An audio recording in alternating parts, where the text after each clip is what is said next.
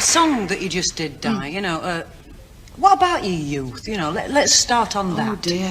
Well, yes, you see, that song is a record that I did, and, you know, it's been very successful, and, you know, I'm very thrilled with it.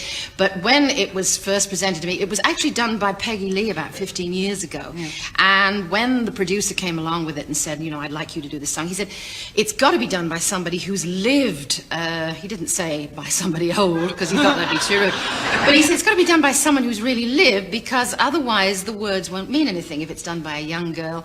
And it's a song, as you know, it's full of nostalgia and so on. And it does. I think it tends to make everybody think of their youth and love and marriage and all the things that we've all had and done. I mean, we've all been married. You had to get married, didn't you, Marty? No, no. Oh, yeah.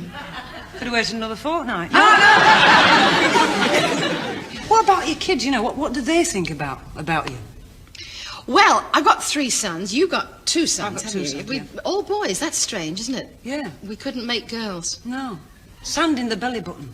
Is that what it is? Never thought. I actually thought it was grass, but anyway. But it's nice having sons. I mean, somebody said to me once, many years ago, you know, it's great to have a son because when they grow up, they compliment you when you walk into a room. You know, it's the same with fathers and daughters, I guess. It's a funny syndrome. Mine don't compliment me. Don't you know. they? No, not really. They say things like, you know, can you, Mother, we've, you know, I've got this passing out parade at such and such. Now, can you come looking normal? You know. It's not easy. I know what you mean. Yeah, I think earlier on, you were telling me about, you know, last Wednesday it was. No, it weren't. It was Tuesday because we had liver. That's right. Last Tuesday.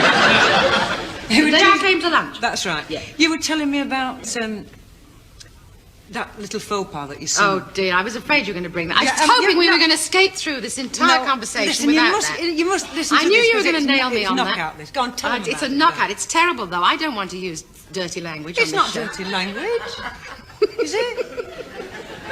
No. Well, anyway, we were talking about sons, you see, as all mothers do, and, you know, all mothers have got the best sons, and we were saying how ours were good and bad and indifferent, and I said, you know, how embarrassing they can be on occasions, you know, I mean, and terrifying things happen when they're children, and, you know, people often ask me, what is your most embarrassing moment, and something occurred with my oldest son, Mark, who now lives in Hollywood, which I would never tell you, I'd never tell anybody. It's too embarrassing, I couldn't even relate it. But this particular instance happened when Jason, this is my youngest one again, it always seems to be something to do with him, was about 4, I think. And he'd got into a very bad habit, I suppose, as most children do, of swearing, you see. And he had one particular word, which was arseholes, which I said was disgusting. No, that's not rude. Well, I don't think it's very nice. No, I didn't. And I told Jason that, and I said, you must not say that word. It's not nice, Jason, and it really is very rude, and it's not accepted in polite conversation. And at 4 years old, it's a bit difficult to understand what polite conversation is. Anyway, one Sunday, I took him to church next door at the Catholic college that we have near our home, and they're all lovely. They're Italian priests, and they play guitars, and it's beautiful in there. And I took Jason upstairs into the balcony because I thought that was probably the safest place for him. And little did I know what was coming. And finally, the father who was conducting the sermon said to the congregation, you see, the trouble today is that everybody is praying for the wrong thing. You know, they're all praying for a washing machine and a new television set and a new car. And nobody is praying for the right things. We all should be praying for our souls. Now,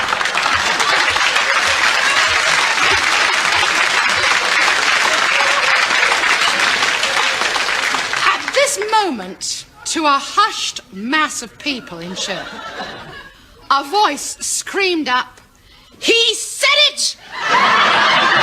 He said assholes! Oh my God.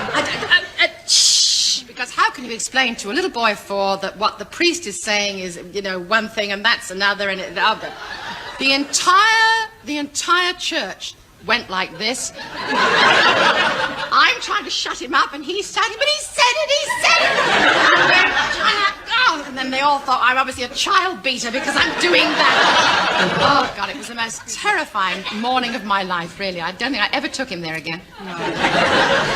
I hope yours never did anything like that to you. I can't think of anything. Let me think. They're probably waiting to do it now they've grown up. Yeah, they probably do it now that they've grown up. Are either of yours married yet? No, not yet. No. They're practising hard, but neither of them, you know, I mean, they course.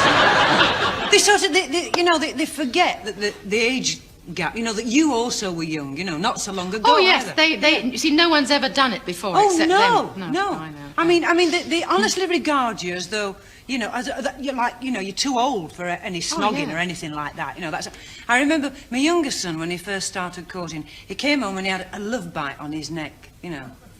And we were both disgusted, you know. I've been nipped, he said. I mean, I've been nipped. And I believed him. And I get very, you know, I try. My mother-in-law is fabulous. She's a wonderful woman, you know, she really is. I get on really well with her. And she's, you know, sort of talked me through a lot of the problems because I found, much to my surprise, that I was very possessive with them. Were you? Yeah, and I was shocked and amazed to find, like, a young lady would ring up for my eldest son and say, "Hello, is Lee?" And I'd say, "No, he's out," and put the phone down. And I'd say to my husband, "He's just had a woman on the phone." Oh, she sounded as though she got ever such a big bust. Oh, you know, oh. It was probably me. But, no, I've got used to it. Isn't that funny? I would never have thought that you'd have been possessive. I never thought I would, but I was. Not at all. I would have imagined, if I didn't know me, that I'd be the one that was possessive and you would be the one that wouldn't. No, Personally, I can't wait to get rid of mine. In fact, I'm longing to see the women that are actually going to take my sons on. And the thing I'm really looking forward to is the grandchildren, because then, only then, are they going to know what I have suffered. Ladies and gentlemen, Miss Diana Dors.